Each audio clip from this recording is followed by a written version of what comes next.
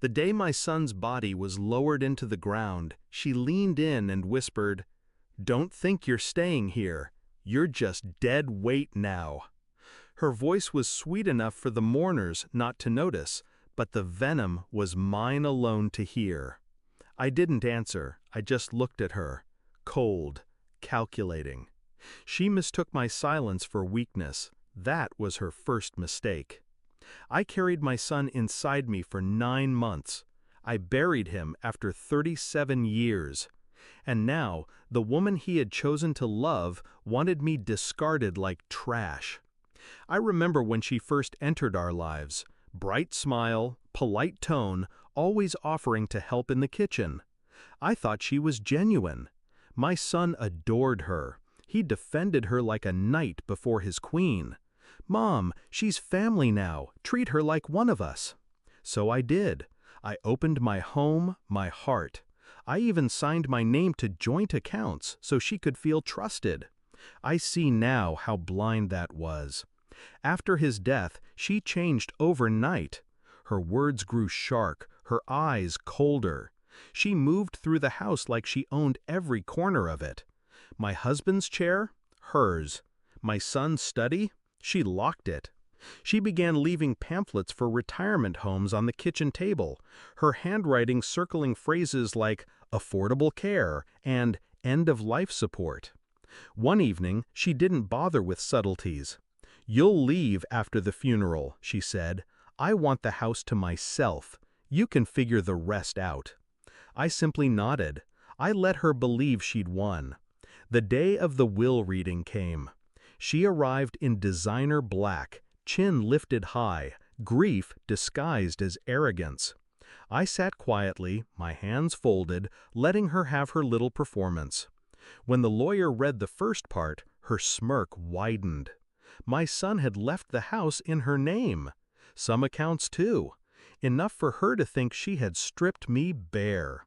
She turned, lips close to my ear, and whispered, "Hope you enjoy being homeless. I made sure you get nothing." Her mistake was believing money was the only currency that mattered.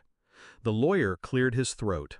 His voice dropped as he said, "There's one final section." I felt her body tense beside me. "As per Mr. Harris's instructions," the lawyer continued, "all business holdings, silent partnerships, and residual shares remain under his mother's name. Net worth at the time of death, $48.6 million. Silence. I watched her smirk collapse, her skin drain pale. She blinked rapidly, her breath hitching. Then her body slumped forward, and for a moment I thought she'd fainted from shock. The lawyer didn't flinch, neither did I. My son was many things, smart, stubborn, occasionally reckless, but he was no fool. He knew his wife loved luxury more than loyalty. Months before his illness worsened, he transferred everything of substance to me. The house? Just a distraction. The accounts she thought mattered? Mere crumbs. He gave me the empire, and with it, the power. I didn't rub it in then. I didn't need to. She already saw the walls closing in. Her hands shook, her voice cracked as she tried to argue with the lawyer. He dismissed her with one raised brow and a reminder that her name appeared nowhere on the corporate papers. That night, she packed in silence. Her designer bag stuffed with clothes bought on my son's dime. She didn't look at me as she left, but I watched her go. I didn't stop her.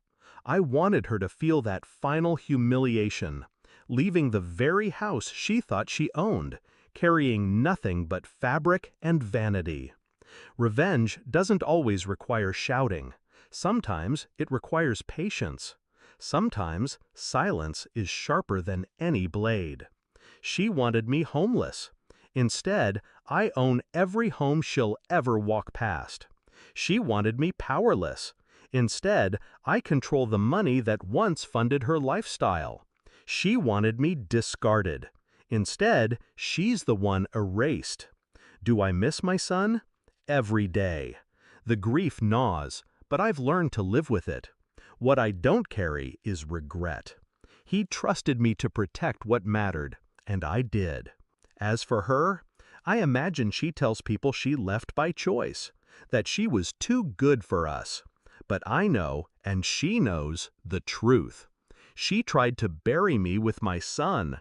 Instead, she buried herself. Power isn't inherited, it's revealed. And in the end, hers was an illusion. Mine was real, and that's why she fell.